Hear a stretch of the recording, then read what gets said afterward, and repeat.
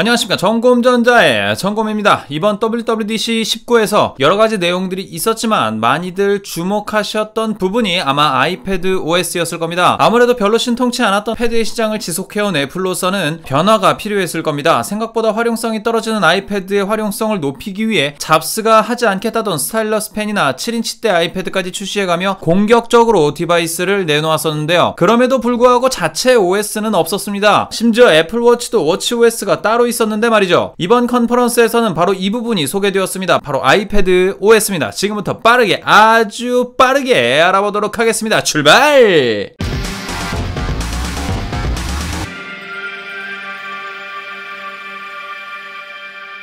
슬라이드 오버 기능입니다. 마치 아이폰 하나를 새 창에 띄워놓고 작업하는 것 같은 별도의 창이 띄워집니다. 이 공간에서는 어떠한 앱이든지 구동이 가능하고 이 창 자체에서 스와이프를 통해 앱을 전환할 수 있습니다. 마치 듀얼 스크린을 사용하는 듯한 느낌이 들 정도로 깔끔하게 구동되는 모습을 확인할 수 있었습니다. 다음!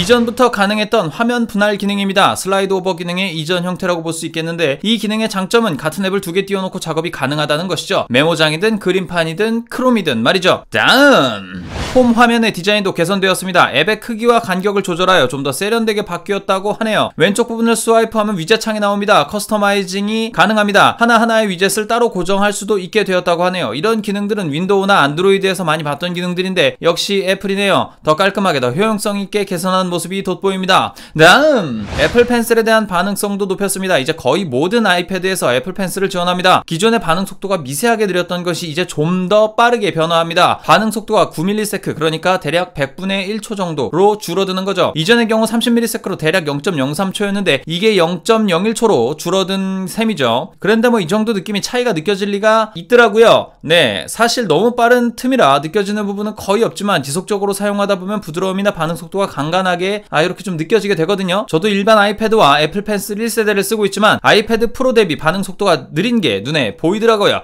다음으로 고고고! 사이드카 기능이 업데이트가 됩니다. 사이드카는 1893년에 자전거용으로 개발되었다가 1903년도에 오토바이에 적용되면서 우리가 알고 있는 형태가 되었다고 합니다. 오토바이 운전자 외에 다른 한 사람을 태우고 달릴 수 있게 설계된 오토바이예요. 배그에서는 끔살의 주범이지만 애플에서는 신박한 기능이 되었네요. 애플 컴퓨터를 사용할 때 하나의 확장 모니터로 작동하게 됩니다. 무선으로도 유선으로도 작동이 가능해서 다른 사람에게 내 컴퓨터 화면을 프레젠테이션 하는데 상당한 효과를 발휘할 것으로 보여지네요. 또한 이렇게 연결된 상태에서 아이패드에 애플 펜슬로 그림을 그리거나 표시를 하게 되면 맥 사용자에게도 보여진다고 하네요. 다음으로 텍스트 편집에도 변화가 생깁니다. 커서를 이동하는 기능이 좀 더 빠르고 민첩해진다고 하네요. 텍스트 블록 지정도 편해진다고 해요. 커서가 위치한 곳에 손가락 두 개로 터치하면 단어가 선택이 되고 세 손가락으로 터치하면 문단, 네 손가락으로 터치하면 문서 전체가 선택이 된다고 합니다. 특정 정보, 연락처, 메일 주소, 시간 등을 선택하고 싶으면 두 번 연속 터치하면 된다고 하는데요. 뭐 이건 정확히 어떻게 쓰는 건지 나와봐야 알 것 같습니다. 복사, 붙여넣기에 대한 제스처도 추가되었는데 세 손가락으로 오므리면 잘라내기, 세 손가락으로 펼치면 붙여넣기가 된다고 하네요. 마술하는 느낌이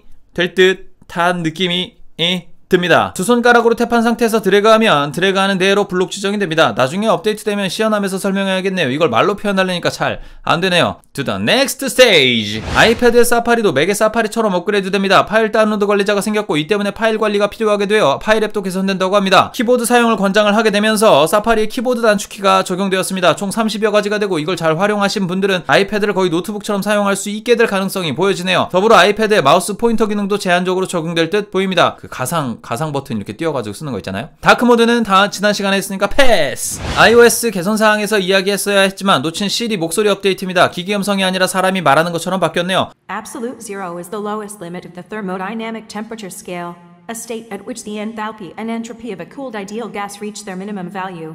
Absolute zero is the lowest limit of the thermodynamic temperature scale, a state at which the enthalpy and entropy of a cooled ideal gas reach their minimum value, taken as zero. 우선 미국 말은 확실히 사람이 말하는 것처럼 들리는 것 같네요. 우리나라 말은 업데이트 되려면 시간이 좀 걸리겠죠? 뭐 바로 되려나? 잘 모르겠네요. 다음! 이외 기타 등등의 업데이트로는 아이패드에 두 개의 에어팟이 연결된다고 합니다. 두 사람이서 조용한 공간에서 영화 볼 때 좋겠네요. 증강현실에서 움직이지 않는 배경과 사람을 구별해서 화면에서 볼 수 있습니다. 이번 WWDC에서 마인크래프트로 시연한 장면이 떠오르네요. 음성 명령으로 거의 모든 기능에 접근이 가능합니다. 말로만 명령을 내리는데 모든 기능이 척척 수행이 잘 되네요. 어우 신박해. 여기까지 아이패드 OS의 주요 업데이트를 살펴봤습니다. 나와서 써보면 위 기능들이 얼마나 효용성이 있을지 알게 되겠지만 이렇게 살펴만 봐도 구석에 처박아놨던 아이패드를 다시 꺼내서 쓰기에 충분한 부분이 아닌가 하는 생각이 듭니다. 여기까지 정곰전자의 정곰이었고요. 다음에 또 와 주실 거죠?